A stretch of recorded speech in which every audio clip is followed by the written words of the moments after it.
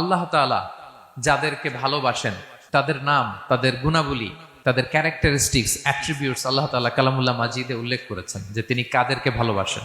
তার আগে আপনারা একটু উত্তর করে আমাকে বলেন তো যে আমরা আল্লাহর ভালোবাসা পেতে চাই কি চাই না? সবাই চাই না?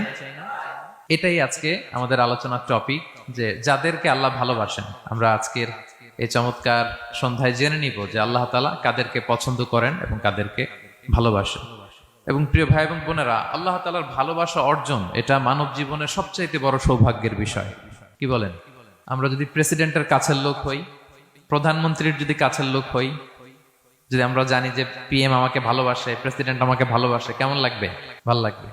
আর যদি আমরা এটা জানতে পারি যে রব্বে কারিম আল্লাহ রব্বুল ইজ্জা ওয়াল জালাল তিনি আমাকে ভালোবাসেন, কেমন লাগবে আমাদের? এই ভালোবাসাকে আমরা বলে বোঝাতে পারবো? পারবো না। এটাই আমরা চাই, এটাই আমাদের জীবনের টার্গেট, কামনা, ঠিক কিনা?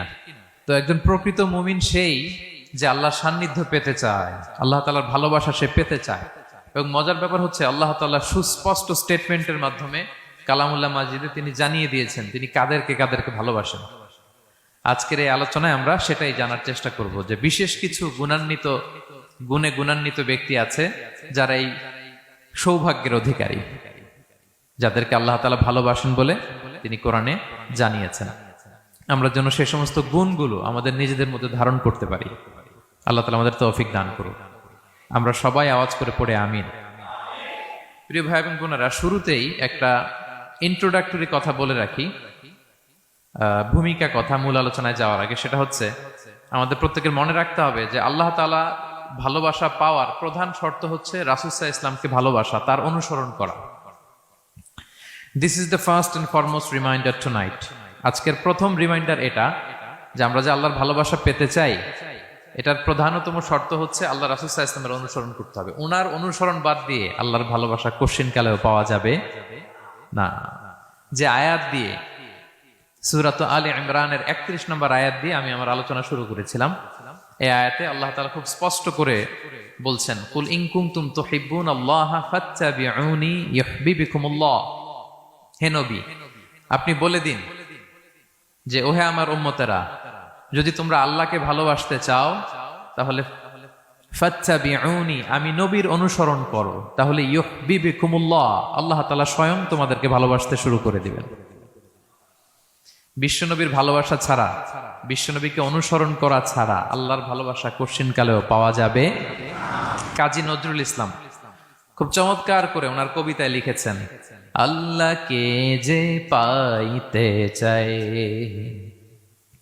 হাজরাতের অনুসরণে, আরশ কুরসি লৌহ কালাম না চাইতে পেয়েছে সে, রসুল নামের রশি ধরে যেতে হবে খোদার ঘরে, নদী তরঙ্গে যে পড়েছে ভাই দরিয়াতে সে আপনি মেশে, হাজরাতের অনুসরণে আরশ কুরসি লৌহ কালাম না চাইতে পেয়েছে সে। সুবহানাল্লাহ পড়েন। রাসূল সাল্লাল্লাহু আলাইহি ওয়াসাল্লামের অনুসরণের মধ্য দিয়ে আল্লাহ তাআলার ভালোবাসাটা অর্জন করতে হবে। এর বাইরে যে আল্লাহ তাআলার ভালোবাসা কোশ্চিনকালেও পাওয়া যাবে না। এবং রাসূল সাল্লাল্লাহু আলাইহি ওয়াসাল্লাম ঠিক যতটুকু করেছেন ঠিক অতটুকুই করতে হবে, এর চেয়ে বেশি করা যাবে না। রাসূল সাল্লাল্লাহু আলাইহি ওয়াসাল্লামের চাইতে কি বেশি মুত্তাকি হওয়া সম্ভব? সবাই বলেন নাই। রাসূল সাল্লাল্লাহু আলাইহি ওয়াসাল্লামের চাইতে বেশি বুজুর্গ হওয়া সম্ভব? ওনার চাইতে বেশি আল্লাহওয়ালা হওয়া সম্ভব? ওনার চাইতে বেশি আল্লাহ তাআলার কাছে প্রিয় ব্যক্তিত্ব হওয়া সম্ভব না, কোশ্চিনকালেও না, অসম্ভব। রাসূল সাল্লাল্লাহু আলাইহি ওয়াসাল্লামের সময়কালে কিছু সাহাবারা রাসূল সাল্লাল্লাহু আলাইহি ওয়াসাল্লামের স্ত্রীদের কাছে জানতে চেয়েছিল যে উম্মুল মুমিনিন, আপনারা বলুন যে রাসূল সাল্লাল্লাহু আলাইহি ওয়াসাল্লামের আমল কেমন ছিল? আমরা তো মসজিদে দেখি, বাইরে দেখি, ঘরে ওনার আমল কেমন আমাদের জানতে বড্ড মনে চায়। তো রাসূল সাল্লাল্লাহু আলাইহি ওয়াসাল্লামের স্ত্রীরা বললেন যে উনি এমন এমন আমল করেন, এইভাবে নফল রোজা রাখেন, শেষ রাতে তাহাজ্জুদ পড়েন, এইভাবে তাসবিহ পড়েন, কোরআন তেলাওয়াত করেন, জিকির করেন।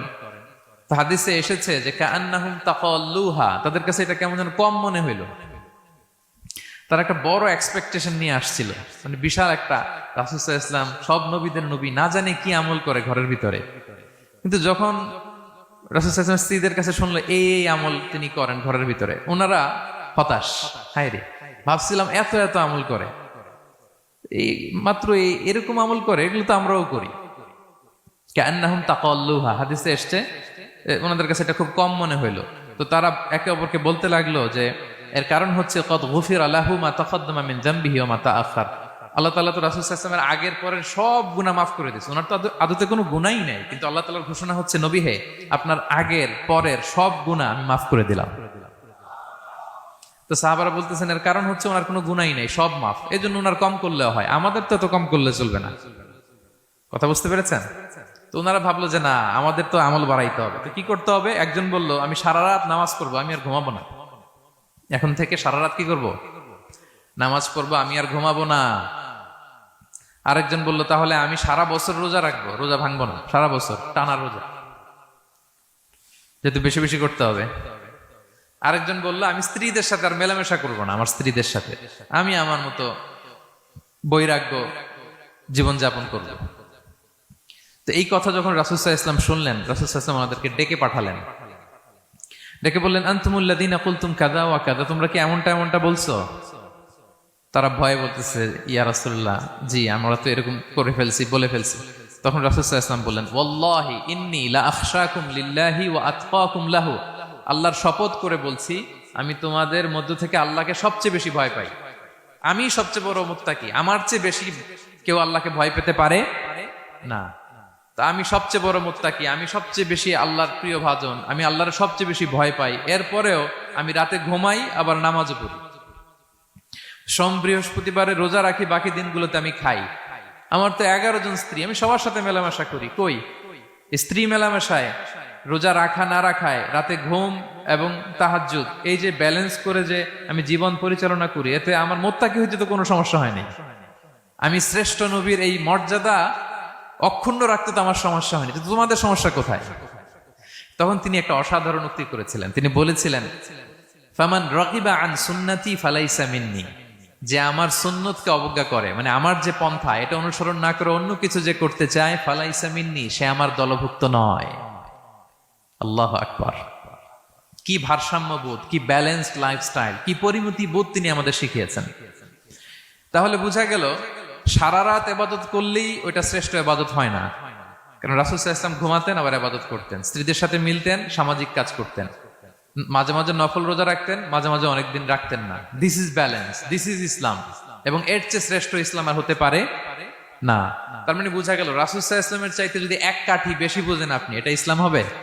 এটা হবে বাড়াবাড়ি, ঠিক কি না?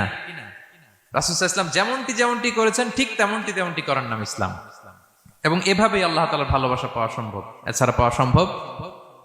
তাহলে মূল আলোচনায় যাওয়ার আগে এটা হচ্ছে ইন্ট্রোডাক্টরি পয়েন্ট 1, যে আল্লাহ তাআলার ভালোবাসা পাওয়ার 1 নাম্বার শর্ত হচ্ছে রাসূল সাল্লাল্লাহু আলাইহি ওয়াসাল্লামের অনুসরণ। তার চেয়ে যদি বেশি ইবাদত করেন ওইটা ইসলাম নয়, তার চেয়ে বেশি বুজুর্গি দেখাইতে গেলে ওইটা বুজুর্গি নয়, তিনি যেমন যেমন করেছেন ঠিক তেমন তেমন করার নামই ইসলাম, এবং সেটার মাধ্যমে আল্লাহ তাআলার ভালোবাসা পাওয়া সম্ভব। এই পয়েন্টটা বুঝছেন না সবাই? আচ্ছা, ইন্ট্রোডাক্টরি পয়েন্টের 2 নাম্বার কথা হচ্ছে আমরা কি করে বুঝবো যে আল্লাহ তাআলা আমাদের ভালোবাসেন? কিভাবে বুঝবো যে তিনি আমাদেরকে পছন্দ করেন, ভালোবাসেন? এটা বোঝার কিছু সিস্টেম আছে। 1 নাম্বার সিস্টেম হচ্ছে আপনি জাস্ট দেখুন যে আপনি নিজেকে কোন কাজে ব্যস্ত রেখেছেন, আপনি আপনাকে কোন কাজে ব্যস্ত রেখেছেন, আপনার লাইফস্টাইলের দিকে তাকান, লুক অ্যাট ইউর লাইফস্টাইল, আপনি নিজেই বুঝে যাবেন। আপনি যদি দেখেন যে না, আপনার ভালো ভালো কাজে আপনার ব্যস্ততা, আপনার এঙ্গেজমেন্ট ভালো লোকদের সাথে, আপনার সার্কেলটা ভেরি গুড সার্কেল, ভালো কাজে আপনার মন টানে, আপনি ভালো কাজ করেন, যদি আপনার কার্যক্রম এরকম হয় তাহলে বুঝে নেবেন আল্লাহ তাআলা আপনাদেরকে ভালোবাসেন। আলহামদুলিল্লাহ। আর যদি দেখেন না, যত আকাম কুকাম আছে ওইটার সবার আগে আপনি, যেই কাজে আল্লাহর ক্রোধ আসে, আল্লাহ রাগ হয়ে যান, যেই কাজ ইসলামে করার নিষেধ, যেটাতে তার অসন্তুষ্টি, ওই কাজে আপনার এঙ্গেজমেন্ট, ইনভলভমেন্ট, আপনার সার্কেল গুলো এরকম, তাহলে বুঝে নিবেন আল্লাহ ভালোবাসা, এই মহা সৌভাগ্য আপনার কপালে জোটে নাই। তাহলে এটা হচ্ছে একটা সিস্টেম। আল্লাহ আপনাকে ভালোবাসেন কিনা এভাবে বুঝবেন যে আপনি নিজেকে কোন কাজে ব্যস্ত রেখেছেন, একটু দেখুন আপনি